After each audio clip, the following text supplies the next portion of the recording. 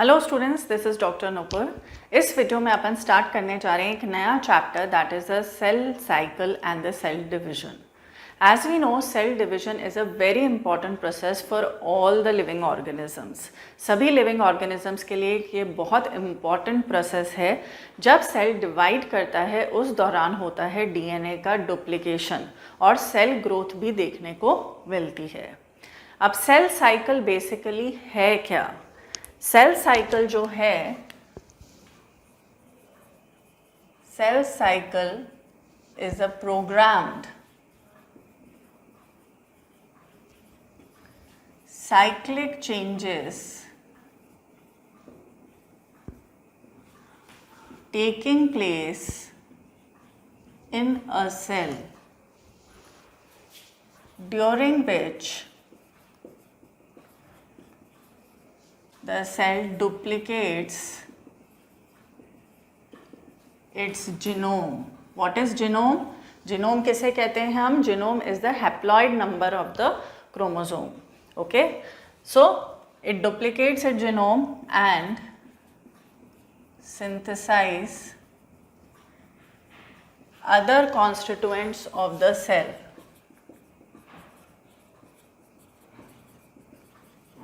Finally, dividing the cell into two daughter cells.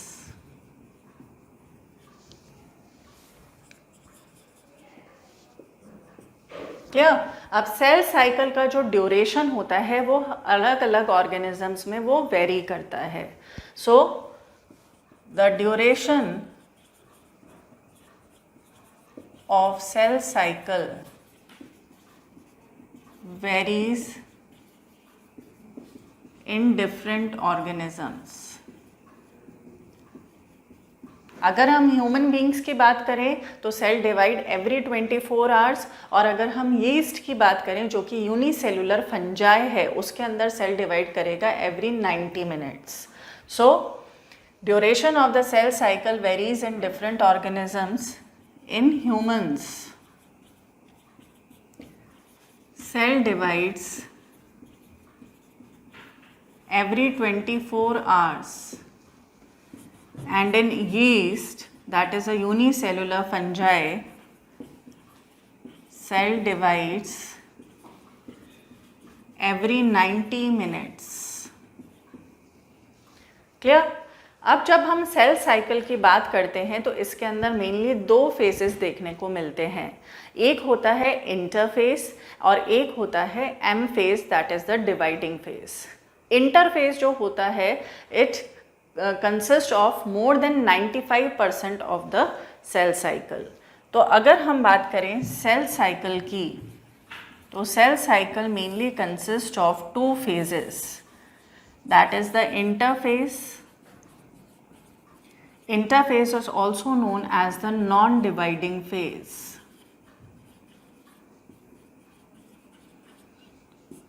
During which cell prepares itself for cell division। Cell अपने आप को cell division के लिए prepare करता है। एंड सेकेंड जो फेज आता है that is the M phase. M phase is the actual dividing phase. Clear? तो अगर हम बात करें इंटरफेज या नॉन डिवाइडिंग फेज की, this is energetically active phase. इसके दौरान सेल क्या करेगा? It will grow in size and during which the cell prepares itself for the cell division. Dividing नहीं होगा लेकिन प्रिपेयर करता है अपने आप को for the process of cell division. जबकि जो एम फेज है this is the actual division phase during which the cell will divide itself. Clear?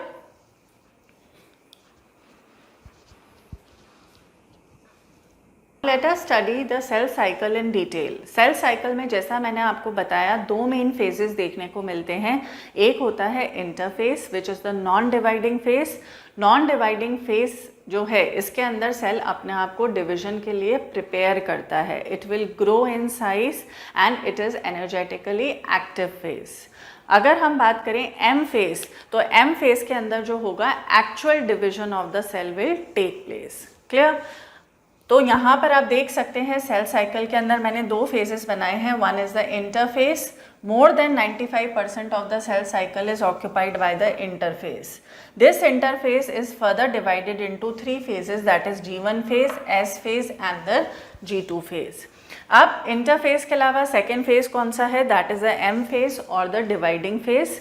Dividing phase को आप अगेन दो में डिवाइड कर सकते हो, एक है कैरियोकाइनेसिस और एक है साइटोकाइनेसिस। कैरियोकाइनेसिस क्या होता है? That is the division of the nucleus. Nucleus का जो डिवीजन होता है फर्दर 4 स्टेजेस में सब डिवाइडेड रहेगा, prophase, metaphase, anaphase, telophase. Karyokinesis is followed by the cytokinesis. तो कैरियोकाइनेसिस और साइटोकाइनेसिस क्या बना रहे हैं? एम फेज और the dividing phase during which the cell will divide. Clear? अब ये वाला जो इंटरफेज है इसको 3 सब स्टेजेस में डिवाइड करा गया है। तो G1 फेज जो है इसको हम और किस नाम से जानते हैं? क्योंकि ये M फेज के बाद आ रहा है और S फेज के पहले आ रहा है, इसलिए हम इसे क्या कहते हैं? We also call it as the post mitotic phase और pre synthetic phase. Clear? S phase को हम क्या कहते हैं? We call it as the synthetic phase during which the duplication of the DNA will occur.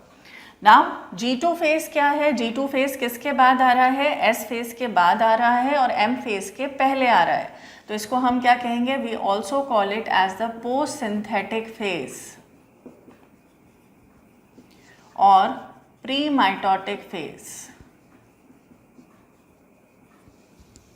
Clear? Now इसके अलावा जो हमको देखने को मिलेंगे यहाँ पर 2 चेक पॉइंट्स देखने को मिलते हैं। G1 और S के बीच में जो चेक पॉइंट आता है इसको हम कहते हैं G1S check point.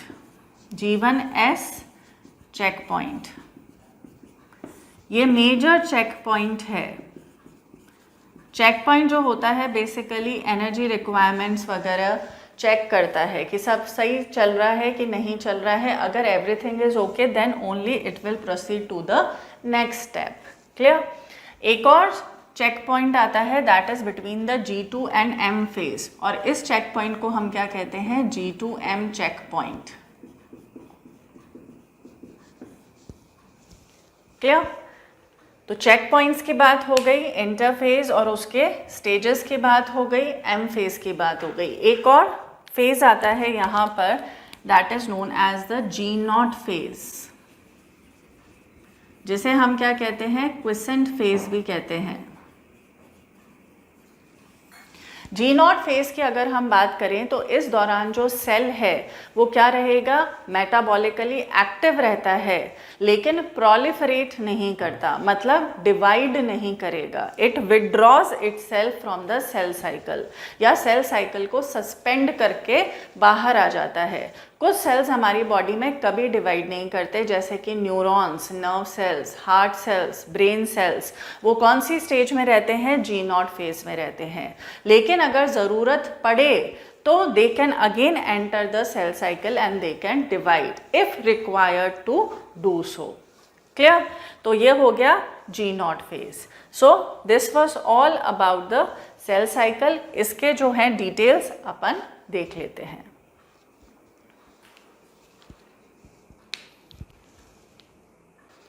So now let us study in detail the cell cycle. Cell cycle का अगर हम बात करें, जैसा मैंने आपको बताया, इसमें जो सबसे पहला स्टेज मिलता है that is the interphase. Interphase जो होगा it consist of more than 95% of the cell cycle, consist of more than 95% of the cell cycle. Clear? So we can say that this is the longest phase, energetically active phase, energetically active phase. During this phase, the cell grows in size and cell prepare itself for division, prepares itself for division, but it will not divide, hence it is also called as the non-dividing phase. Clear? And this interphase is divisible into three. Interphase divisible into three. किस किस में divisible रहता है? That is the G1 phase, S phase and the G2 phase. Clear? इनको एक एक करके detail में देख लेते हैं. सबसे पहले हम बात करते हैं G1 फेज की.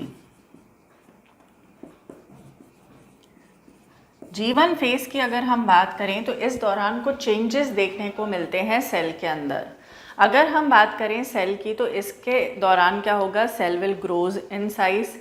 आरएनए और प्रोटीन का सिंथेसिस तो ऑल ओवर द इंटरफेस चलता रहेगा. तो यहाँ पर अगर हम बात करें तो क्या होगा? There occurs synthesis of RNA and proteins. There also occurs the formation of enzymes for DNA synthesis. DNA के synthesis के लिए जो enzymes बनेंगे वो कौन से फेज में बनते हैं? G1 फेज में. Formation of amino acids for synthesis of histone proteins. Histone proteins क्या होते हैं? बेसिक प्रोटीन्स अपन जानते हैं जिसके अराउंड डीएनए की क्या होती है? कॉइलिंग होती है. तो उसके लिए जो अमीनो एसिड्स रिक्वायर्ड है वो भी कहाँ बनते हैं? G1 फेज में बनते हैं. Then cell grows in size and most of the cell organelles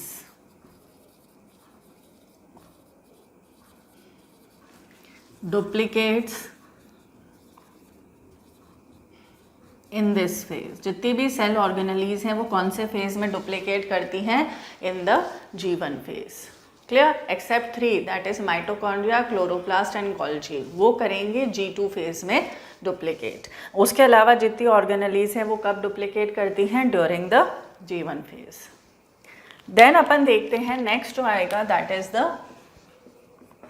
G0 phase, also called as the quiescent stage.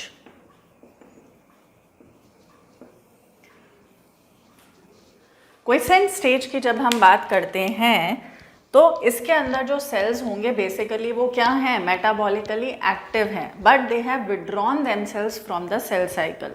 Cell cycle को ये सस्पेंड कर देते हैं and they are now differentiated. Differentiated cells होते हैं, मेटाबॉलिकली एक्टिव होते हैं and they do not divide और प्रोलिफरेट. कुछ सेल्स हमारी बॉडी में कभी डिवाइड नहीं करते, जैसे neurons, heart cells and the brain cells. They are found to be in the G0 phase. तो इसके पॉइंट्स लिख लें अपन. देन नेक्स्ट पॉइंट जो अपन यहाँ लिखेंगे that is the cells withdraws from cell cycle and enters G0 phase. Cells in this phase are metabolically active and differentiated.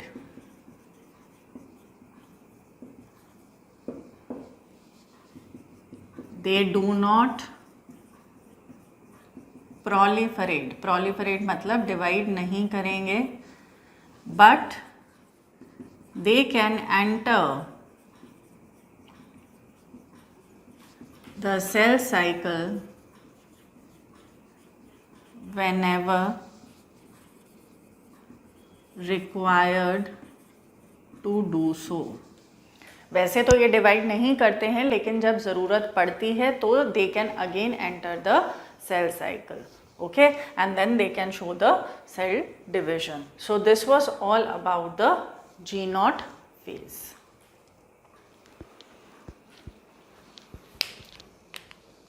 Next अपन देखेंगे that is the S phase. S phase में क्या होता है? Duplication of the DNA. इसीलिए इसको synthetic phase भी कहा जाता है. डीएनए डुप्लीकेट करता है न्यूक्लियस में और सेंट्रियोल का भी डुप्लीकेशन होगा जो होगा साइटोप्लाज्म में. ठीक है. अब यहाँ एक चीज़ और ध्यान रखने वाली है कि यहाँ पर क्रोमोसोम नंबर सेम रहेगा. क्रोमोसोम नंबर में चेंज नहीं आता. चेंज आता है in the DNA content. DNA content S phase में डबल हो जाता है. क्लियर. अब इसको समझने के लिए अपन एक टेबल बना लेते हैं. एक तो अपन ने सपोज देखा हैप्लॉइड सेल और एक अपन ने देखा that is the diploid cell. Clear. इसके अंदर भी अपन दो चीज़ें कंसिडरेशन में लेंगे. एक है क्रोमोसोम नंबर और डीएनए कंटेंट. इसमें भी अपन दो चीज़ें कंसिडरेशन में लेंगे that is chromosome number and DNA content. Clear. अब इसकी अगर हम बात करें हैप्लॉइड सेल की, तो हैप्लॉइड सेल के अंदर अपन तीन फेजेस में अपन इसको कंसिडर करेंगे. G1 phase, S phase and the G2 phase. Clear. अब अगर हम बात करें क्रोमोसोम नंबर, हैप्लॉइड सेल के अंदर क्या होगा? N ही होगा. ठीक है. तो ये चाहे आप लो G1 फेज, चाहे S फेज, चाहे G2 फेज, तीनों के अंदर क्रोमोसोम नंबर सेम रहता है. डीएनए कंटेंट में चेंज आएगा.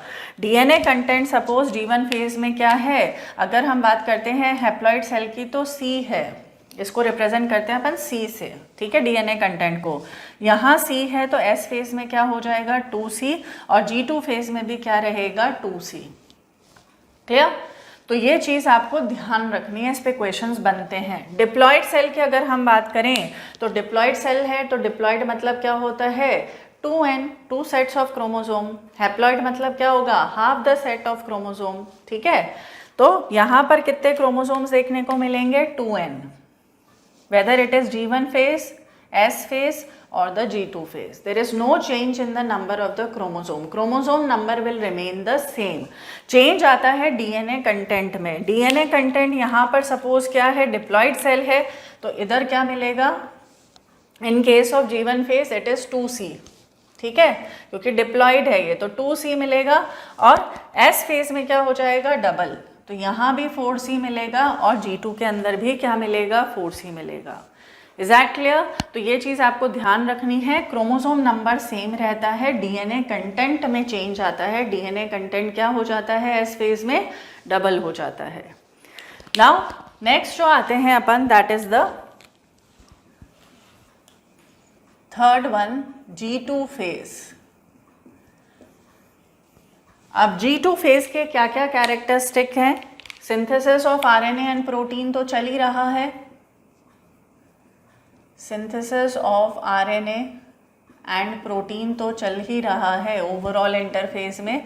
इसके अंदर हाईलाइटिंग फीचर होता है सिंथेसिस ऑफ ट्यूबुलिन प्रोटीन, जो कि क्या बनाता है? आगे चलकर स्पिंडल फाइबर्स बनेंगे जिससे. तो it helps in the synthesis of tubulin protein. इसके अलावा जो रिमेनिंग ऑर्गेनेलीज थे जो मैंने आपको बताया था, mitochondria, chloroplast and Golgi duplicate in this phase. So mitochondria, chloroplast and Golgi body duplicates in this phase. इस फेज में क्या करते हैं? ये डिवाइड करते हैं. इसके अलावा डीएनए रिपेयर भी क्या होगा? वैसे तो G1 में भी चलता है लेकिन फाइनल जो डीएनए रिपेयर होता है वो कहाँ होता है? That occurs in the G2 phase, ताकि सारी चीज़ें बिल्कुल परफेक्ट हो before it enters into the M phase that is the dividing phase. Clear. अब एक और चीज़ याद रखनी है. यहाँ पर मैंने दो चेक पॉइंट्स बताए थे आपको सेल साइकिल में. So there are 2 check points. There are 2 checkpoints in the cell cycle. Clear? ये कौन से होते हैं? पहला होता है G1S check point, that is controlled by G1 cyclin CDK complex, and second आता है G2M चेक पॉइंट। इसको कौन कंट्रोल करता है? It is controlled by mitotic cyclin CDK complex. अब बेसिकली ये CDK क्या है? It is cyclin dependent kinases which help in regulating the cell cycle. ठीक है, तो cell cycle regulated by CDK, that is cyclin dependent kinases। Clear? अब ये क्या होते हैं? बेसिकली साइक्लिन क्या है? Cyclin are proteins that activate kinase proteins for regulation of cell cycle। Clear? तो काइनेस अपने आप में एक्टिव नहीं होगा, इसको कौन एक्टिवेट करता है? साइक्लिन प्रोटीन्स, और इनसे मिलकर क्या बनता है? CDK complex. तो यहाँ पर दो चेक पॉइंट हैं। ये चेक पॉइंट जो हैं ये ज़रूरी हैं for the proper regulation of the cell cycle. So this was in detail about the interphase of the cell cycle. हमने ये देखा था कि जो सेल साइकिल है it consist of two main phases, that is the interphase and the M phase. Interphase is the non-dividing phase during which the cell prepares itself for the process of division. जबकि M phase जो होता है that is the dividing phase during which the actual division occurs, जब actually cell divide करता है। Clear? Now in this lecture we'll study about the M phase or the dividing phase। यहाँ हम बात कर रहे हैं माइटोसिस की, जिसे हम इक्वेशनल डिविजन भी कहते हैं। क्यों? क्योंकि यहाँ पर जो पेरेंट सेल है वो डिवाइड होकर दो डॉटर सेल्स बनाता है, एंड जितने क्रोमोसोम नंबर पेरेंट्स में मिल रहे हैं उतने ही किस में मिलेंगे? डॉटर सेल्स के अंदर पाए जाएंगे। क्लियर? तो अगर पेरेंट सेल के अंदर डिप्लॉयड नंबर ऑफ क्रोमोसोम है, then the two daughter cells formed will also have the diploid number of the chromosome। Diploid number of the chromosome से मतलब होता है two sets of chromosome। Clear? अगर parent cell के अंदर क्या है? हैप्लॉइड नंबर ऑफ क्रोमोसोम है, then the two daughter cells will also have haploid number of chromosomes. Means equational division का मतलब ये है कि जितने sets of chromosome parent cell में मिलेंगे उतने ही डॉटर सेल के अंदर पाए जाएंगे।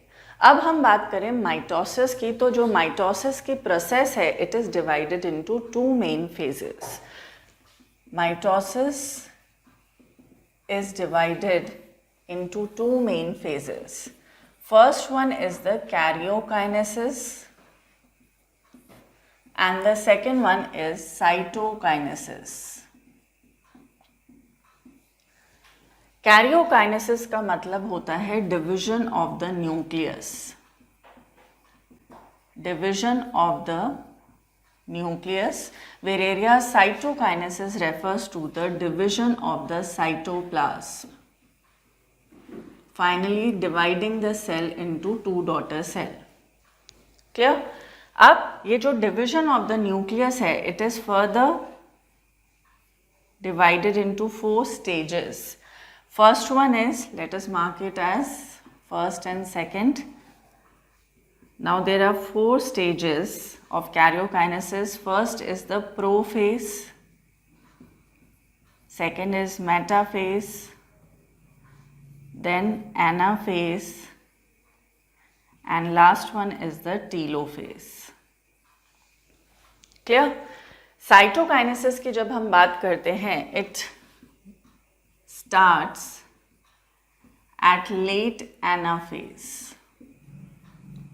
लेट एनाफेज पे ये स्टार्ट हो जाता है And if we talk about animals, in animals it occurs by cell furrow formation that I have already explained to you in earlier lectures. And in case of plants, it occurs by cell plate formation.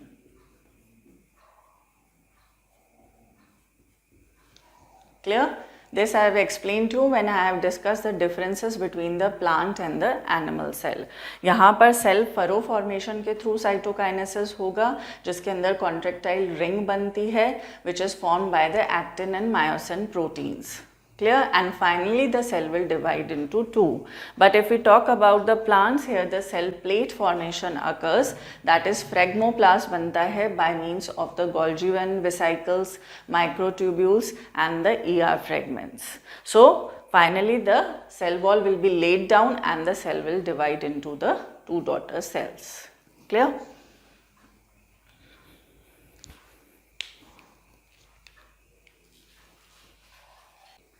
M phase की अगर हम बात करें, it is considered as the most dramatic period of the cell cycle. क्यों? क्योंकि इस दौरान होता है reorganisation of virtually all the components of the cell. अब हम माइटोसिस को जो स्टडी करेंगे दो स्टेजेस में करेंगे. Karyokinesis during which the division of the nucleus occurs, followed by cytokinesis during which the cytoplasmic division occurs. Now karyokinesis को भी हम 4 स्टेजेस में स्टडी करते हैं: prophase, metaphase, anaphase and telophase. So let us study these stages in detail. सबसे पहला जो हम देखेंगे that is the prophase. Prophase के अंदर यहाँ मैंने 2 डायग्राम्स बनाए हैं, early prophase and let prophase. इसके लिए आपको कुछ हाइलाइटिंग फीचर्स ध्यान रखने पड़ेंगे. देखिए, जब हम प्रोफेज की बात करेंगे तो सबसे पहला जो फीचर होता है that is the basic which you have to remember, वो है condensation of the chromatin to form the chromosomes. देखिए, जब हम बात करते हैं इंटरफेजिक न्यूक्लियस की, तो इंटरफेजिक न्यूक्लियस के अंदर क्रोमोसोम्स नहीं मिलते. उसके अंदर क्या पाया जाता है? क्रोमैटिन. अब इस क्रोमैटिन का क्या होता है? Condensation to form chromosomes during the process of cell division. Clear? ये कंडेंसेशन कब तक चलता है? मेटाफेज तक. यानी मेटाफेज के अंदर जो होंगे मोस्ट कंडेंस्ड क्रोमोसोम्स पाए जाएंगे. इसीलिए metaphase is considered as the best stage to study the morphology of the chromosome. तो सबसे पहला पॉइंट जो आपको ध्यान रखना है that is condensation of chromatin to form the chromosome. आप देख सकते हैं यहाँ पर अर्ली प्रोफेज की जब हम बात कर रहे हैं तो यहाँ पर थिन थ्रेड लाइक है, यहाँ थोड़ा सा कंडेंसेशन हो गया है क्रोमोसोम का अर्ली प्रोफेज और लेट प्रोफेज को अगर हम कंपेयर करें तो. क्लियर? सेकेंड पॉइंट आता है duplicated centrioles moves towards the opposite poles to form the aster from which arises the spindle fibres. अब डुप्लीकेटेड सेंट्रियोल्स कब हुए थे? It occurred during the S phase of the interphase of cell cycle. Interphase का जो S phase था, synthetic phase, उस दौरान duplication हुआ था सेंट्रियोल्स का. अब आप देख सकते हैं यहाँ डुप्लीकेटेड सेंट्रियोल्स हैं, they have started moving towards the opposite poles. और ऑपोजिट पोल्स पर जाकर ये क्या बनाते हैं? एस्टर बनाएंगे, जिससे क्या निकलती हैं? स्पिंडल फाइबर्स, जो कि क्रोमोसोम से अटैच रहेंगे. देन थर्ड पॉइंट आता है disappearance of the nuclear membrane, nucleolus, Golgi body and endoplasmic reticulum occurs. अब इन दोनों को अगर हम कंपेयर करें तो आप देख सकते हैं ये है न्यूक्लियर मेम्ब्रेन एंड ये है न्यूक्लियोलस. यहाँ पर तो इंटैक्ट है, यहाँ पर ये क्या होने लग गया है? डिसअपेयर होने लग गया है. So this is about the prophase.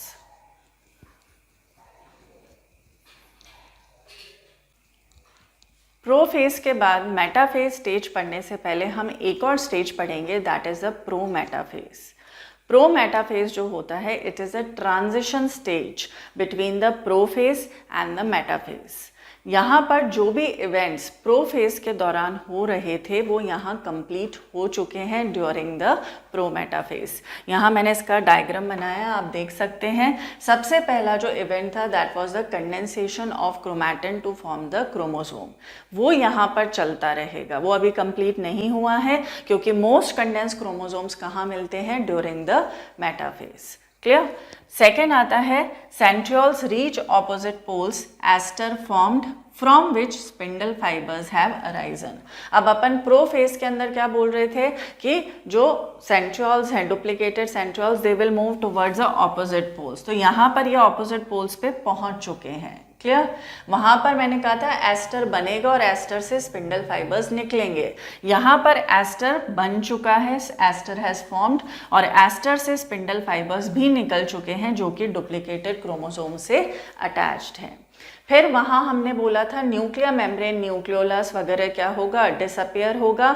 यहाँ पर हम देखेंगे nuclear membrane, nucleolus, ER and Golgi body disappeared, ये डिसअपियर्ड हो चुका है, ये हमें यहाँ देखने को नहीं मिल रहा। Clear. So that was all about the prometaphase. अब नेक्स्ट जो अपन स्टेज देखते हैं that is the metaphase. Metaphase को यहाँ मैंने कंपैरेटिव बनाया है।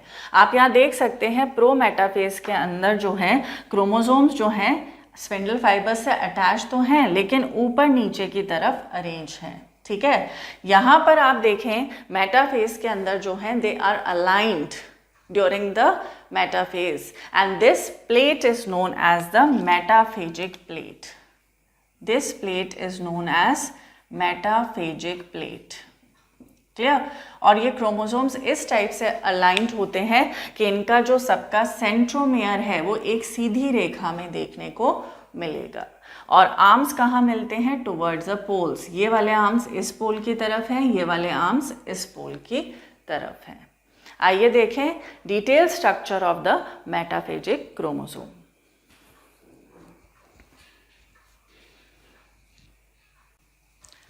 मेटाफेज को ही आगे बढ़ाते हुए अब देखते हैं अपन structure of the metaphasic chromosome. Metaphasic chromosome क्या है जो कि मेटाफेज के दौरान मिलता है। आइए देखिए इसको। ये है मेटाफेजिक क्रोमोसोम। मेटाफेजिक क्रोमोसोम के अंदर जो क्रोमोसोम मिल रहा है that is the duplicated chromosome. यहाँ आप देख सकते हैं ये वाला जो क्रोमोसोम है this is the duplicated chromosome. Clear. ये कौन सा है, अनडुप्लीकेटेड क्रोमोसोम। दोनों ही क्रोमोसोम हैं लेकिन ये अनडुप्लीकेटेड है, ये डुप्लीकेटेड है। और ये जो डुप्लीकेशन होता है डीएनए कंटेंट का ये कब होता है, during the S phase of the cell cycle. Clear. अब ये क्या है, सेल डिवीजन क्यों हो रहा है, ये जो डुप्लीकेटेड क्रोमोसोम है अब इनको क्या करेगा, जो डॉटर सेल्स है उसमें आधा आधा बांटा जाएगा। क्लियर। तो यहाँ पर ये क्या है, डुप्लीकेटेड क्रोमोसोम्स हैं, ये इसका क्या है, ज़ेरोक्स है, आप ये कह सकते हैं। तो ये एक सिस्टर क्रोमैटिड है और ये एक सिस्टर क्रोमैटिड है। ये जो डुप्लीकेटेड क्रोमोसोम्स हैं इनको हम क्या कहते हैं, यहाँ पर इसके ये जो दो पार्ट्स हैं इनको हम क्या कहेंगे, सिस्टर क्रोमैटिड्स। और ये जो दो सिस्टर क्रोमैटिड्स हैं they will be joined at a point that is known as the centromere, also called as the primary constriction. Understood. अब ये जो सेंट्रोमियर है इसके आइदर साइड दोनों तरफ क्या मौजूद रहता है, एक डिस्क शेप स्ट्रक्चर मौजूद रहता है which is known as the kinetochore. Clear. Kinetochore का काम क्या है, it attaches the chromatid through spindle fibre to the pole of its side. ये वाला काइनेटोकोर जो है इस क्रोमैटिड को स्पिंडल फाइबर के जरिए इस पोल से कनेक्ट करेगा। सिमिलरली ये वाला काइनेटोकोर जो है इस क्रोमैटिड को स्पिंडल फाइबर के जरिए इस पोल से कनेक्ट करता है। अंडरस्टूड। जब हम स्पिंडल फाइबर्स की बात कर रहे हैं तो स्पिंडल फाइबर्स तीन तरीके के होते हैं। पहला जो होगा एस्ट्रल माइक्रोट्यूब्यूल्स, ये जो आप देख रहे हैं बाहर की तरफ मैंने मार्क करा है, this is the astral microtubules. Clear. Second होते हैं काइनेटोकोर माइक्रोट्यूब्यूल जिसे हम क्रोमोसोमल फाइबर्स भी कहते हैं, जो कि किससे अटैच हैं, क्रोमोसोम के काइनेटोकोर से अटैच्ड हैं। अब स्पिंडल फाइबर है तो किसका बना हुआ है? माइक्रोट्यूब्यूल्स। माइक्रोट्यूब्यूल्स अपन ने पढ़ा था साइटोस्केलेटन में किसके बने होते हैं? अल्फा और बीटा सब यूनिट। अब ये ऐसे अरेंज होगा कि यहाँ पर alpha beta alpha beta alpha beta, spindle fibres इसी के बने हुए हैं। तो काइनेटोकोर से जो अटैच रहेगा वो बीटा सब यूनिट रहता है और एस्टर की तरफ जो मौजूद होगा दैट इज अल्फा सब यूनिट। अंडरस्टूड? इसके बाद आता है इंटरपोलर माइक्रोट्यूब्यूल्स। इंटरपोलर माइक्रोट्यूब्यूल्स होंगे जो कंटिन्यूस रहते हैं from one pole to another, they are not attached to the chromosomes. Understood? So that was the basic about the metaphase. एक चीज़ और ध्यान रखनी है, जब हम प्रो मेटाफेज को मेटाफेज से कंपेयर करें तो प्रो मेटाफेज के अंदर क्या थे? Chromosomes were line not in a straight line. यहाँ पर तो क्या है? क्रोमोसोम्स इस टाइप से अरेंज हैं कि यानी इनका सेंट्रोमेयर जो है वो एक लीनियर सीक्वेंस में देखने को मिल रहा है और इनके जो आर्म्स हैं they are directed towards the pole of it side. ये वाले आर्म्स इस पोल की तरफ हैं, ये वाले आर्म्स इस पोल की तरफ हैं। क्लियर? जबकि प्रो मेटाफेज के अंदर ऐसा नहीं था। ठीक है, अब क्या होता है, जो प्रो मेटाफेज कंडीशन थी वहाँ पर क्या होता है, जो क्रोमोसोमल फाइबर्स होते हैं दे कॉन्ट्रैक्ट। जब वो कॉन्ट्रैक्ट होंगे as a result chromosomes they align themselves on the metaphasic plate. क्योंकि ये मेटाफेज के दौरान अलाइनमेंट हो रहा है क्रोमोसोम्स का, इसीलिए इस प्लेट को इक्वेटोरियल प्लेट भी कह देते हैं। इस प्लेट को हम क्या कहते हैं? Metaphasic plate.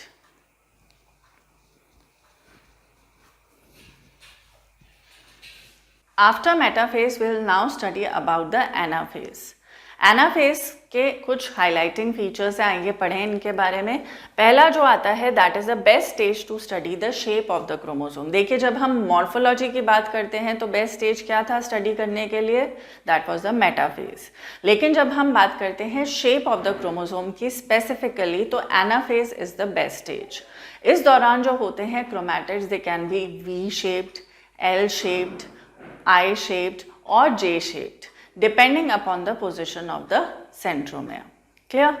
नेक्स्ट आता है anaphase promoting complex activated which help in the segregation of the duplicated chromosome. देखिए, इस दौरान क्या मिल रहा है? डुप्लीकेटेड क्रोमोसोम मिल रहा है और इस डुप्लीकेटेड क्रोमोसोम का सेपरेशन या सेग्रीगेशन कब होता है? During the anaphase. और इसके लिए एक कॉम्प्लेक्स होता है जिसे हम कहते हैं एनाफेज प्रमोटिंग कॉम्प्लेक्स, जो कि एनाफेज के दौरान क्या हो जाता है?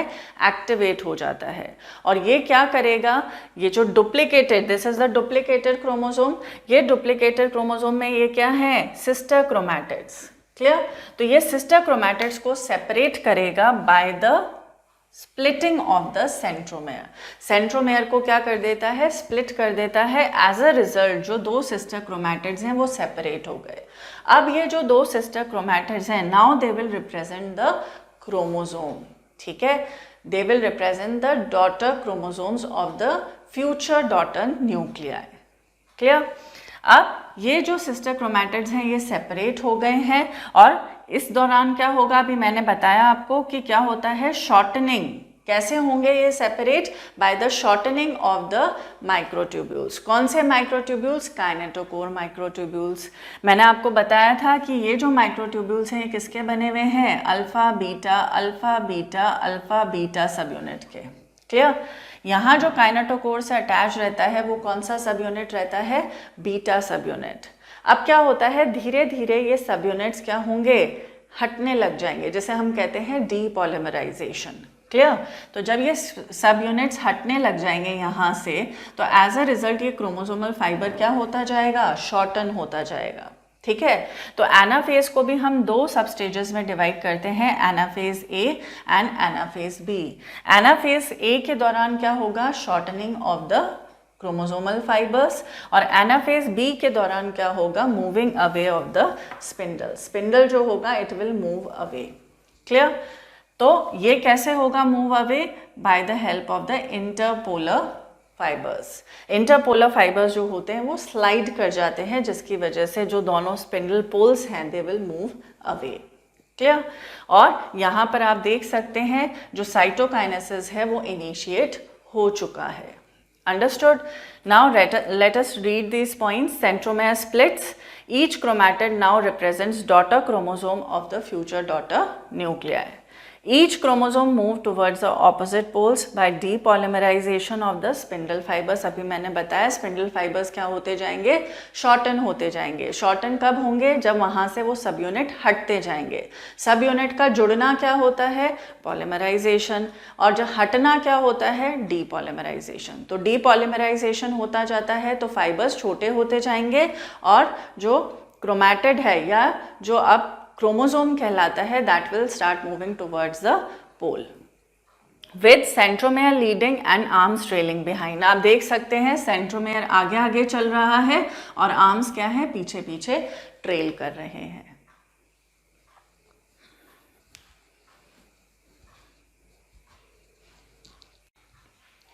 After anaphase, let us study about the last stage of the karyokinesis, that is the telophase. Telophase को हम कह सकते हैं कि इसके जो इवेंट्स होंगे that is just the reverse of the prophase. यानी प्रोफेज में क्या हो रहा था, there was taking place the condensation of chromatin to form the chromosome. यहाँ क्या हो रहा है, decondensation of chromosome into chromatin. Chromosomes जो होते हैं they will lose their individuality and they will get converted into the chromatin. Then क्या होगा, nuclear membrane develops around the chromosome clusters at each pole forming the daughter nuclei. तो nuclear membrane जो कि prophase के दौरान क्या हो गई थी, डिसअपियर, वो वापस से रीअपियर हो जाती है and it surrounds the daughter nuclei. Then nucleolus ER and Golgi body reappears. जो कि प्रोफेज में क्या हो गई थी, डिसअपियर हो गई थी, वो टीलोफेज के दौरान क्या हो जाती है, वापस से रीअपियर हो जाती है. Then telophase followed by the cytokinesis. Cytokinesis कब स्टार्ट हो गया था, at the late anaphase. Clear. Finally इसके बाद खत्म हो जाएगा. As a result 2 daughter cells will be formed with the same number of chromosome as that of the parent cell. Hence it is called as the equational division. Now if we talk about the importance of mitosis, सबसे पहला importance क्या है, it helps in the growth. जहाँ भी growth होगी वहाँ पर cell divide करता है, ठीक है, by the mitotic division. So first one is the growth. Second, it helps in the repair. जहाँ भी रिपेयरिंग हो रही है वहाँ पर भी माइटोटिक डिविजन्स क्या मिलेंगे, कॉमन मिलेंगे. तो पहला तो हो गया ग्रोथ, सेकेंड हो गया repair. Third is, in the case of plants, meristematic cells are found. Now there are 2 types of meristematic cells, apical meristematic cells are there and lateral meristematic cells are there. Now they help in the continuous growth of the plant throughout their life, because meristematic cell का मतलब क्या होता है, they show active cell division. And which type of division they are showing? Mitotic division. So this is the importance of the mitosis and all about the mitotic division. इस video में अपन study करेंगे about the process of meiosis or the meiotic division. Whenever we are talking about the meiotic division, from one parent cell arises 4 daughter cells. Now if the ploidy of the parent cell is diploid, that is it is having 2 sets of chromosomes, then the daughter cells which will be formed, they will have half the set of chromosome or they will be haploid. तो अगर parent cell diploid है तो जो daughter cells बनेंगे वो क्या होंगे, haploid होंगे. नाउ इसको अगर हम देखें यहाँ पर, तो यहाँ आप देख सकते हैं एक पेरेंट सेल से 2 डॉटर सेल्स बन रहे हैं. This process is known as meiosis first. यहाँ पर पेरेंट सेल के अंदर क्या है, डिप्लॉइड नंबर ऑफ क्रोमोसोम्स हैं और डॉटर सेल्स के अंदर क्या है, half the number of chromosomes. Then from each of the daughter cells again arises 2 daughter cells. Clear. With the same number of the chromosome. अब यहाँ पर ये हैप्लॉइड है तो ये डॉटर सेल्स भी क्या होंगे, हैप्लॉइड होंगे. और इसको हम क्या कहते हैं, मियोसिस सेकेंड. यानी जो मियोसिस की प्रोसेस है it is completed in 2 parts, that is meiosis first and meiosis second. यानी यहाँ पर 2 सीक्वेंशियल साइकिल्स चलती हैं, कैरियोकाइनेसिस की और सेल डिविजन की, जिसको हम meiosis first and meiosis second कहते हैं. लेकिन जो डीएनए का रेप्लिकेशन है वो केवल एक ही बार होगा and that occurs during the S phase of the cell cycle. So let us note down these points. यहाँ पर हम लिखेंगे there occurs 2 sequential cycles of karyokinesis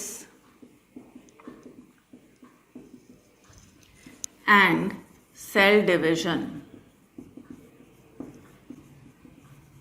which are known as meiosis first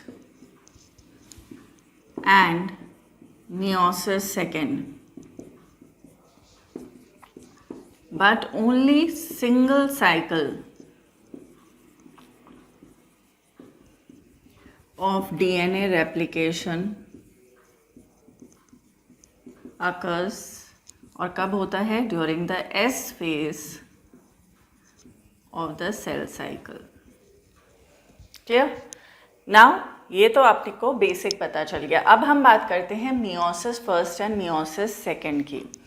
अगर हम बात करें मियोसिस फर्स्ट की, तो जो मियोसिस फर्स्ट है, it consist of 2 stages, that is karyokinesis first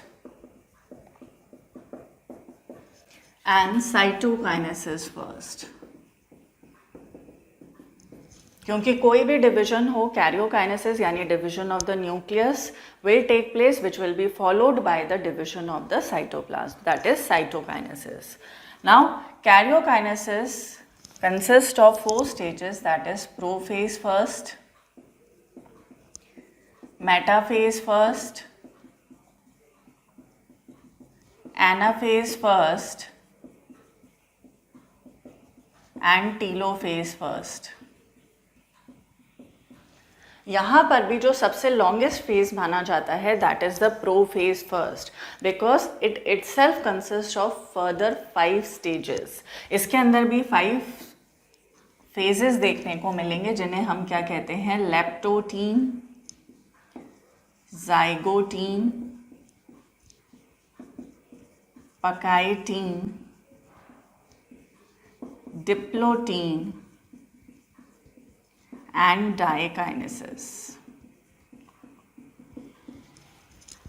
clear? तो इनको अपन डिटेल में देखेंगे.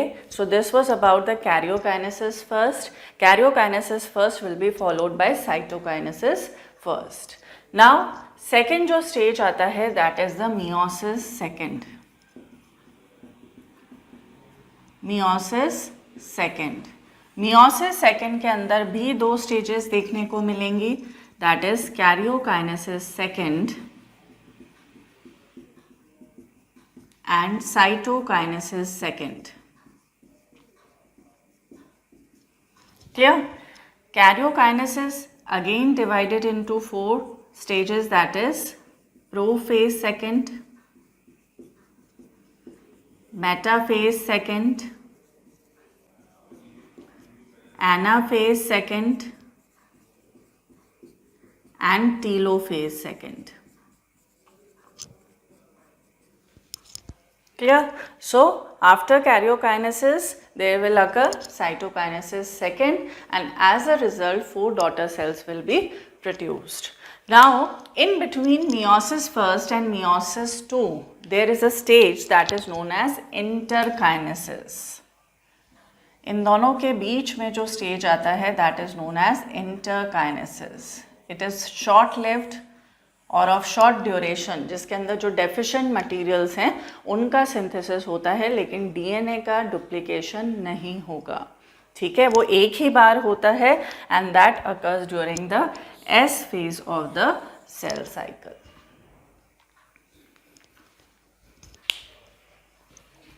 Now let us study in detail about the karyokinesis first of meiosis first.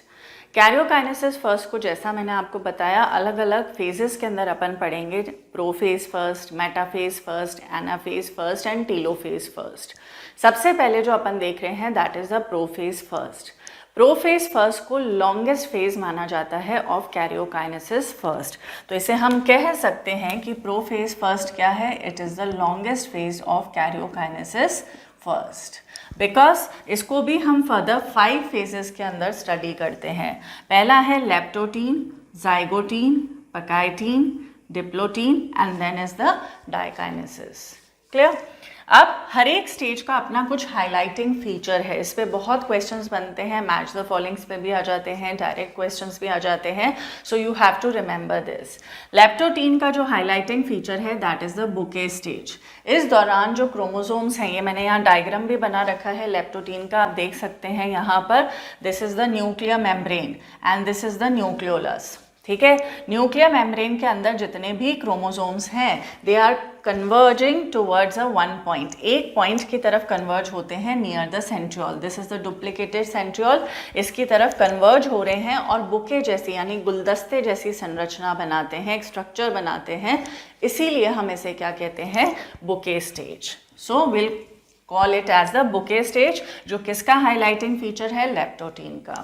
Next आता है जाइगोटीन। जाइगोटीन के अंदर जो क्रोमोसोम्स हैं उनका पेयरिंग होता है जिसे हम कहते हैं साइनेप्सिस। क्लियर? नेक्स्ट आता है पकाइटीन स्टेज, इसके अंदर होगा crossing over of the non sister chromatids of the homologous chromosomes. Now what happens, crossing over की वजह से क्या आते हैं, वेरिएशंस या नए कॉम्बिनेशंस देखने को मिलते हैं, तो वो किसके थ्रू होता है, मियोसिस के थ्रू ही होता है। माइटोसिस के अंदर ये सारी स्टेजेस आपको देखने को नहीं मिलेंगी।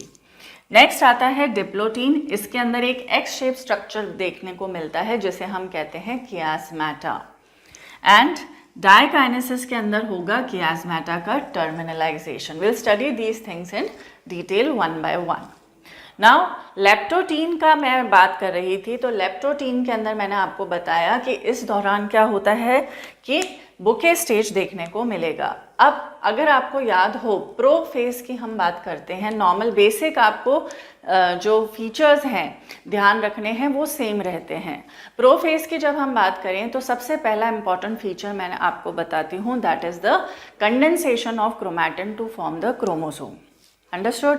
वो माइटोसिस में भी होगा, वो मियोसिस में भी होगा, यानी कि ये जो प्रोफेज फर्स्ट है इस पूरे के दौरान क्या चलता है, कंडेंसेशन ऑफ क्रोमोसोम देखने को मिलेगा। और सबसे ज़्यादा जो कंडेंस क्रोमोसोम होंगे वो यहाँ पर कौन सी स्टेज में मिलेंगे, that is in the diakinesis. Understood? तो लेप्टोटीन के अंदर आप देख सकते हैं यहाँ पर अभी फुली कंडेंस्ड नहीं है ना, यहाँ पर condensation of chromatin to chromosome process में है। तो यहाँ पर आप लिखेंगे लेप्टोटीन का हाईलाइटिंग फीचर मैंने क्या बताया है, बुके स्टेज देखने को मिलती है। So will write here all the chromosomes inside the nuclear membrane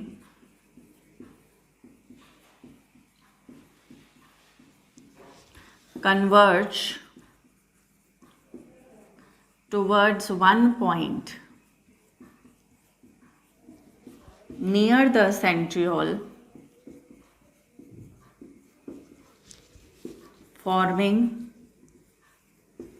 a bouquet-like structure,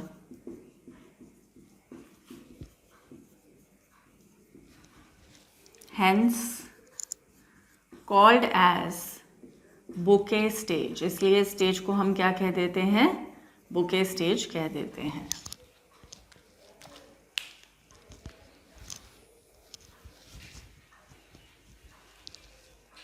Now let us study about the next stage, that is the zygote stage which comes after the leptotene. Now zygote की अगर हम बात करें तो यहाँ पर highlighting feature क्या था, that was the synapses. Synapsis का मतलब होता है pairing of the homologous chromosome.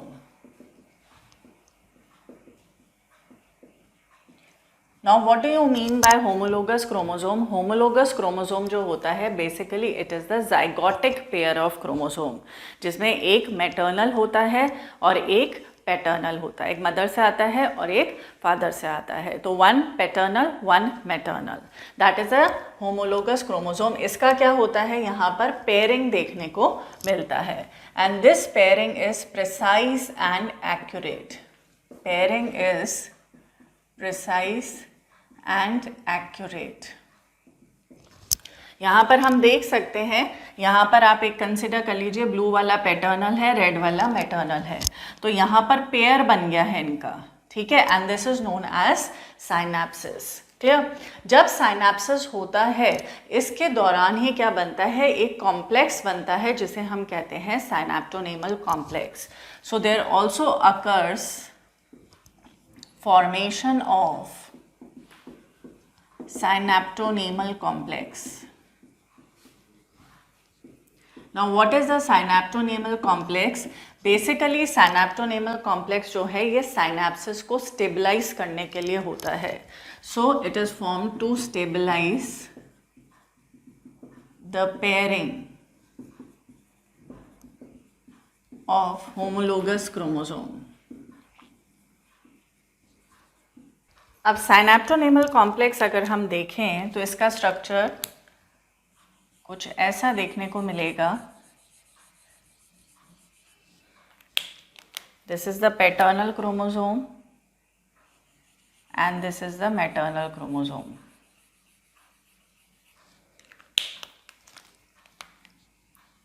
These are the two lateral elements and in the center is present the central element. So these are the two lateral elements and this is the central element. These elements are made up of nucleoproteins.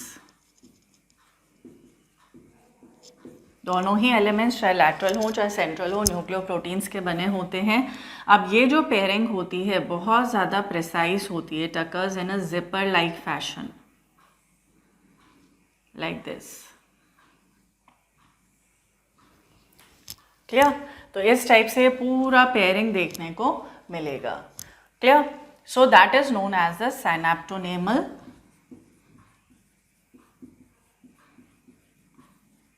Complex. बहुत ज़्यादा accurate precise zipper like fashion के अंदर ये देखने को मिलता है। इसके अंदर एक और चीज़ देखने को मिलती है जिसे हम क्या कहते हैं, रिकॉम्बिनेशन नोड्यूल। हालांकि ये साइनेप्टोनेमल कॉम्प्लेक्स बनना कब स्टार्ट हो जाएगा, during the process of synapsis, because it is formed in order to stabilize the pairing. लेकिन जो रिकॉम्बिनेशन नोड्यूल है मैंने यही बना दिया है क्योंकि मैंने डायग्राम यहाँ पर बनाया है। अदरवाइज रिकॉम्बिनेशन जो नोड्यूल बनता है साइनेप्टोनेमल कॉम्प्लेक्स के अंदर ये बनता है during the next stage that is the pachytene stage. तो this is the recombination nodule. Recombination nodule which consists of a number of enzymes which are required for the recombination process or crossing over. Now this is formed during pakaitine stage. So please remember this, I have mentioned it here. Understood? So this is the synaptonemal complex, this is the paternal chromosome, this is the maternal chromosome. इसका क्या हो गया है, pairing हो गया है, accurate precise zipper like fashion में होती है। एंड यहाँ सेंटर में जो मौजूद होगा वो रिकॉम्बिनेशन नोड्यूल मिलता है जो कि नेक्स्ट स्टेज में बनता है, that is during the pachytene stage. Now इस चीज़ के अंदर एक और आपको इम्पॉर्टेंट पॉइंट ध्यान रखना है कि यहाँ पर जो है बाइवेलेंट, ये जो क्रोमोसोम्स मौजूद होते हैं ये किस रूप में मौजूद होते हैं, in the form of the bivalent और द टेट्रैड। क्लियर। लेकिन टेट्रैड स्टेज यहाँ पर विजिबल नहीं होती, इसको मैं डायग्रामेटिकली बता देती हूँ। बाइवेलेंट का मतलब ये है, सपोज ये कौन सा क्रोमोसोम है, this is the paternal chromosome, understood, and one is the maternal chromosome, so this is the maternal chromosome. ये इसी टाइप से पेयरिंग हो रखी है। नाउ यहाँ ये पैटर्नल है, ये मैटर्नल है। नाउ व्हाट हैपन्स, इसको अगर हम देखें बाइवेलेंट किस रेफरेंस में कहते हैं हम, bivalent we call it in reference to chromosome, क्योंकि दो क्रोमोसोम है इसलिए हम क्या कहेंगे इसे, बाइवेलेंट। लेकिन क्रोमैटिड कितने हैं, क्योंकि डुप्लीकेशन तो हो गया है, कब हुआ था duplication, during the S phase. तो ये टेट्रैड कंडीशन तो है, ऑलरेडी मौजूद है क्योंकि डुप्लीकेटेड हो चुके हैं क्रोमोसोम्स, लेकिन ये यहाँ पर विजिबल नहीं होती। टेट्रैड स्टेज भी कब विजिबल होगी, during the pachytene stage, that is the next stage after zygotene. तो यहाँ पर हम कहेंगे will call it bivalent with respect to chromosome. Chromosome की अगर हम बात करें तो 2 क्रोमोसोम है, इसलिए हम क्या कहेंगे, बाइवेलेंट। टेट्राड किसके रिस्पेक्ट में कहते हैं हम, टेट्राड हम कहते हैं with respect to the number of chromatids. कितने क्रोमैटिड्स हैं, 1 2 3 4, क्लियर। तो 4 क्रोमैटिड्स हैं यहाँ पर, जिसमें भी एक क्रोमोसोम के जो 2 क्रोमैटिड्स हैं, ये एक है, ये दूसरा है, इसको हम क्या कहेंगे, ये दोनों क्या हैं, सिस्टर क्रोमैटिड्स, क्लियर। सिमिलरली 3 और 4 क्या हैं, these are also sister chromatids. लेकिन अगर हम बात करें 2 और 3 की, तो ये क्या है, नॉन सिस्टर क्रोमैटिड्स। अंडरस्टूड। तो you should remember these terms, what is bivalent, what is tetrad. Whenever we are talking in reference to the chromosome, then we'll call it as bivalent. Whenever we are talking in reference to the chromatids, then we'll call it as a tetrad. लेकिन tetrad stage यहाँ पर visible नहीं है। tetrad stage कहाँ पर visible है, it will be visible in the next stage, that is a Pachytene stage. इसीलिए अपन ने यहाँ पर इसको single बताया है, लेकिन actually में ये है नहीं, ये होंगे duplicated ही, इसलिए please remember this point. Next we'll see the Pachytene stage, that is next to the Zygotine stage. Pachytene stage का जो highlighting feature है, that is the crossing over. अब जाइगोटीन के अंदर साइनेप्टोनेमल कॉम्प्लेक्स बना था, which was to stabilize the pairing of the homologous chromosome. उसको stabilize करने के लिए बना था। मैंने आपको बताया था कि साइनेप्टोनेमल कॉम्प्लेक्स तो कहाँ बनना स्टार्ट हो जाएगा, ड्यूरिंग द जाइगोटीन स्टेज, लेकिन जो रिकॉम्बिनेशन नॉड्यूल है वो कहाँ बनता है, during the pachytene stage in the synaptonemal complex. तो पहली चीज़ जो आप ध्यान रखेंगे यहाँ पर, that is the formation of recombination nodule occurs। अब ये recombination nodule जो है बेसिकली ये है क्या, it consists of a number of enzymes which are required for the process of recombination or bringing about the process of crossing over, clear। So we can say that it consists of a complex of enzyme required for crossing over, clear। now next point जो यहाँ पर ध्यान रखना है, अब इसका highlighting feature क्या है, that is the crossing over। crossing over हमेशा किसके बीच में होता है, it always occurs between the non-sister chromatids of homologous chromosomes। Non sister chromatids of homologous chromosome. Suppose यहाँ पर अपन ने बनाया, this is the paternal chromosome and this one is the maternal chromosome, clear. Now यहाँ पर अभी जैसे मैंने आपको बताया कि यहाँ पर क्या है, दिस इज बाइवेलेंट। बाइवेलेंट किस रिस्पेक्ट में बोलते हैं अपन, bivalent with respect to chromosome। and tetrad किस respect में बोलते हैं, with respect to number of chromatids। अच्छा एक चीज और ध्यान रखना, यहाँ पर tetrad stage visible है, tetrad stage is visible, clear. अब क्रॉसिंग ओवर किसके बीच में होगा, ये दो सिस्टर क्रोमैटिड्स हैं, ये भी सिस्टर क्रोमैटिड्स हैं, ठीक है। तो क्रॉसिंग ओवर होगा इन दोनों के बीच में, that is between the non sister chromatids.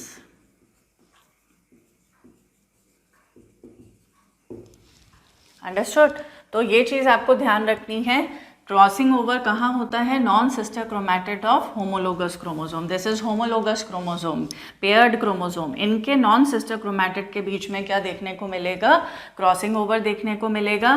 टेट्रैड stage भी इस दौरान ही विजिबल होती है एंड रिकॉम्बिनेशन नॉड्यूल भी इसी दौरान बनता है, which consist of a number of enzymes required for bringing about the process of crossing over. यही डायग्राम मैंने यहाँ क्रॉसिंग ओवर का बनाया, आप देख सकते हैं कि ये क्या क्या कर रहे हैं, क्रॉसिंग ओवर होगा। अब क्रॉसिंग ओवर की वजह से क्या होता है, एक्सचेंज ऑफ सेगमेंट्स होगा between the non sister chromatids. यहाँ पर एक्सचेंज होगा और इधर एक्सचेंज देखने को मिलेगा। Same is the case here.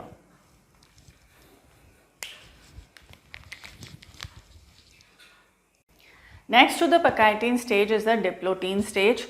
Diplotene stage के अंदर कुछ हाइलाइटिंग फीचर्स देखने को मिलेंगे, जिसमें से सबसे पहला है dissolution of the synaptonemal complex. देखिए, साइनैप्टोनेमल कॉम्प्लेक्स किस लिए बना था, in order to stabilize the pairing of the homologous chromosomes. Pairing क्यों हुआ था, in order to bring about the process of crossing over. Crossing over खत्म तो साइनैप्टोनेमल कॉम्प्लेक्स का काम भी खत्म। इसीलिए क्या होगा, इसके अंदर जो पहली चीज आपको ध्यान रखनी है, that is the dissolution of synaptonemal complex occurs.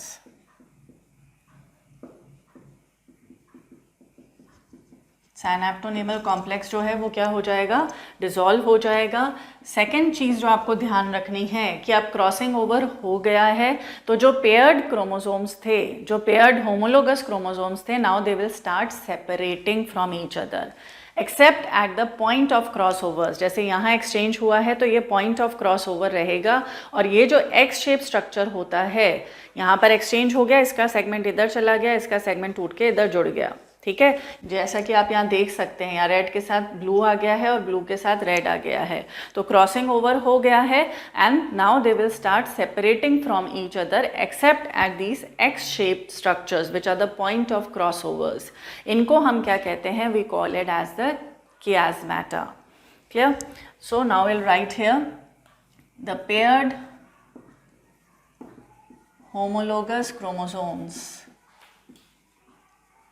now begins to separate except at the point of crossovers,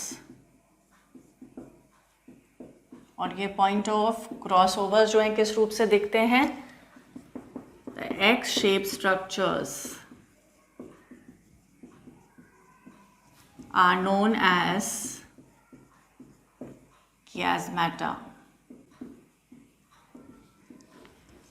clear? तो ये इसके हाइलाइटिंग फीचर्स हैं। इसके अलावा जो आपको इम्पॉर्टेंट चीज़ यहाँ पर ध्यान रखनी है ड्यूरिंग द डिप्लोटीन स्टेज, कि जो लैम्प्रश क्रोमोसोम्स हैं वो भी इसी दौरान मिलते हैं। Lampbrush chromosomes, these are one of the giant chromosomes. Lampbrush chromosomes visible during this stage. Clear? Now next जो चीज़ इसमें आपको ध्यान रखनी है कि कुछ जो वर्टेब्रेट्स हैं उनके जो oocytes हैं उसके अंदर ये जो स्टेज होती है that is the diplotene stage. It may last from months two years. So in the oocytes of some vertebrates, this stage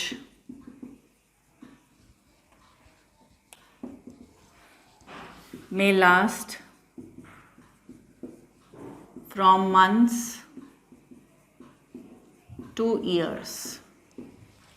Understood? So this is all about the diplotin stage of prophase first. Next to diplotin is the dikinesis stage. इस दौरान देखने को मिलता है terminalisation of the chiasmata। जो chiasmata x shape structure के रूप में देखने को मिल रहे थे वो धीरे धीरे टर्मिनल एंड की तरफ जाते हैं and finally the chromosomes will get separated. तो यहाँ हम कह सकते हैं कि इसका हाइलाइटिंग फीचर क्या है डायकाइनेसिस का, टर्मिनलाइजेशन ऑफ chiasmata। नेक्स्ट हम यहाँ डायग्राम में देख सकते हैं कि न्यूक्लियर मेम्ब्रेन और न्यूक्लियोलस क्या होता है, स्टार्ट्स डिसअपेयरिंग, डिसअपेयर हो जाता है by the end of diakinesis और मियोटिक स्पिंडल असेंबल होगा।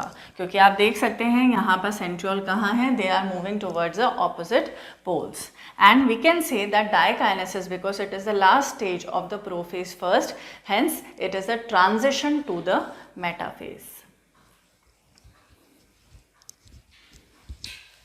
After the prophase first, which is the longest phase of the karyokinesis first, now we will study the metaphase first. Metaphase first के अंदर जो basic है वो same रहेगा जैसा कि अपन ने माइटोसिस में देखा था, लेकिन कुछ डिफरेंस भी हमें यहाँ देखने को मिलेगा। जब हम मेटाफेज फर्स्ट की बात करते हैं तो यहाँ पर वही होता है कॉन्ग्रेशन ऑफ द क्रोमोसोमल फाइबर्स। कॉन्ग्रेशन मतलब contraction of the chromosomal fibres. Chromosomal fibres contract होते हैं, एज अ रिजल्ट जो क्रोमोसोम्स हैं they will align themselves on the equatorial plate. Because they are aligning themselves on the equatorial plate during the metaphase, इसीलिए इन plates को हम क्या कहते हैं, we also call them as the metaphagic plates. तो यहाँ हम क्या कहेंगे, during the metaphase 1 the homologous chromosomes align themselves on the equatorial plate by congression और contraction of the chromosomal fibers। लेकिन एक चीज़ ध्यान रखने वाली है, यहाँ पर आप देख सकते हैं 2 metaphagic plates are there,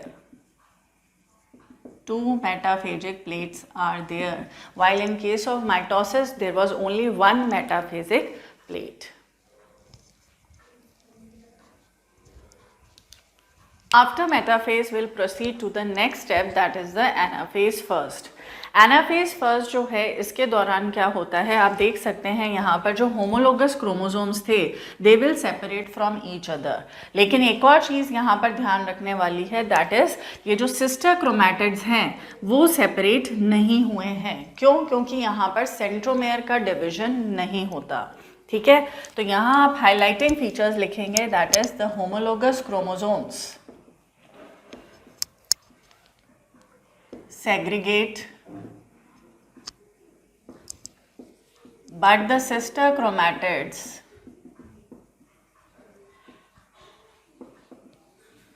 remains attached as centromere does not divide। क्योंकि सेंट्रोमेयर डिवाइड नहीं कर रहा है इसलिए जो सिस्टर क्रोमैटिड्स हैं वो क्या रहेंगे, अटैच रहते हैं। दूसरी चीज़ क्या ध्यान रखनी है कि यहाँ पर भी सेम वही एनाफेजिक मूवमेंट देखने को मिलेगा, दैट इज ये because of the contraction of these chromosomal fibres. यहाँ क्या होता है, डीपॉलीमराइजेशन, जैसा कि मैंने आपको माइटोसिस के एनाफेज में समझाया था, सेम वही प्रोसेस यहाँ देखने को मिलेगी। डीपॉलीमराइजेशन होगा of the alpha and beta subunits, as a result of which the microtubule will get shortened। ये kinetochore microtubule है, ये shorten होगी and these chromosomes they will move towards the opposite poles। तो you will write here that is due to anaphasic movement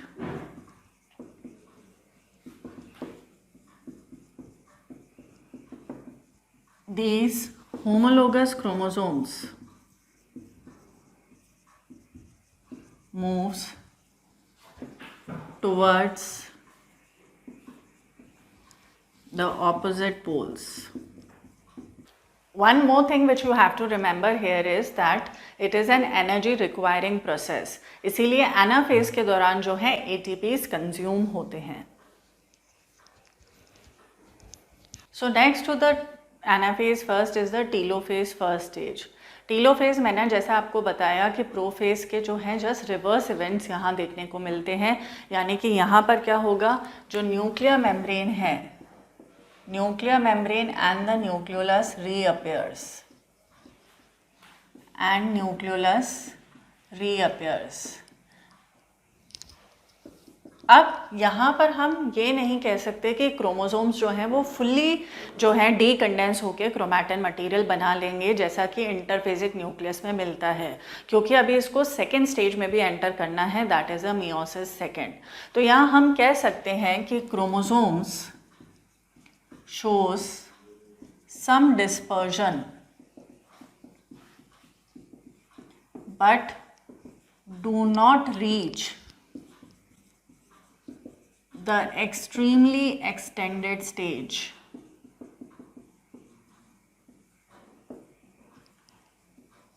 as in the interphasic nucleus।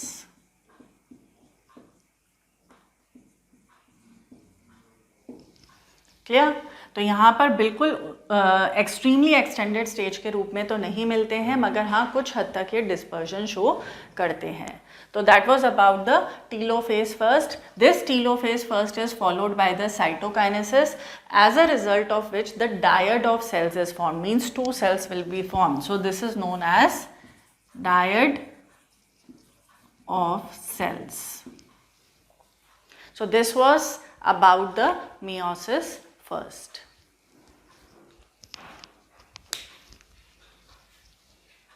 Now after meiosis first we will proceed to the meiosis second. लेकिन उसके बीच में एक stage आती है, that is the interkinesis.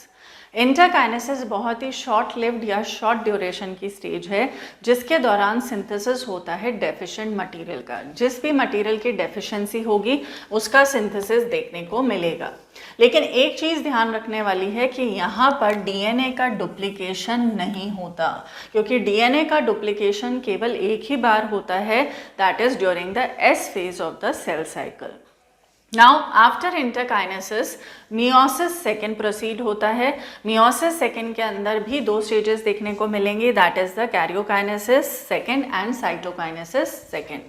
Karyokinesis में वही 4 stages मिलती हैं, prophase, metaphase, anaphase and telophase, and then it will be proceeded by the cytokinesis second. Now what happens, prophase stage के अंदर क्या होगा, वही बेसिक इवेंट्स देखने को मिलेंगे, that is the nuclear membrane and the nucleolus disappears. Then meiotic spindle जो होगा वो असेंबल होता है. मेटाफेज के दौरान जो हैं क्रोमोसोम्स जो हैं दे align themselves on the metaphasic plate.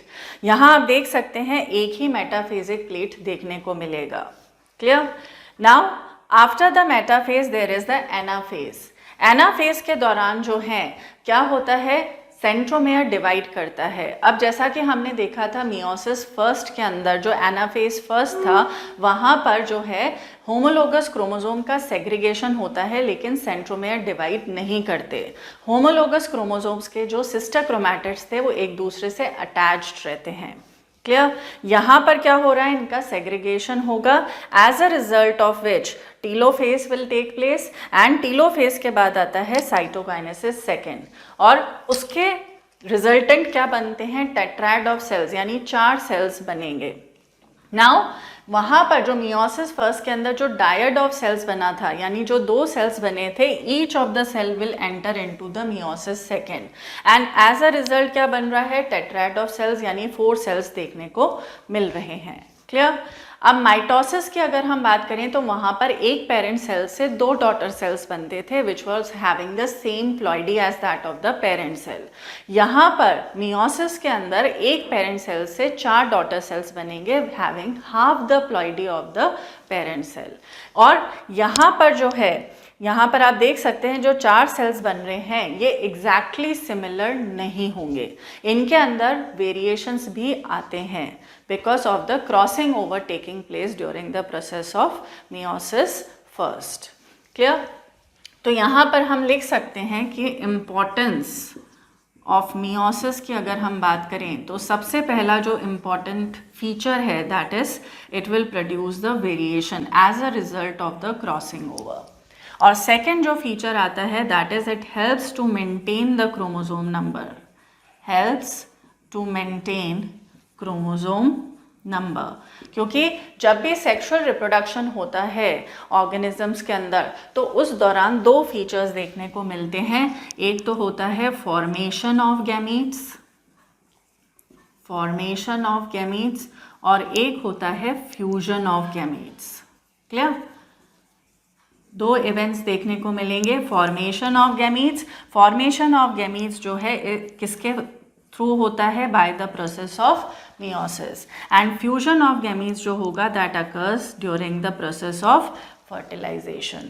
सो यहाँ पर as a result of meiosis gametes will be formed which will be having the ploidy that is N, and as a result of fertilization the gametes will fuse resulting in the formation of the diploid zygote. So it helps to maintain the chromosome number in sexually reproducing organisms. So this was all about the meiosis.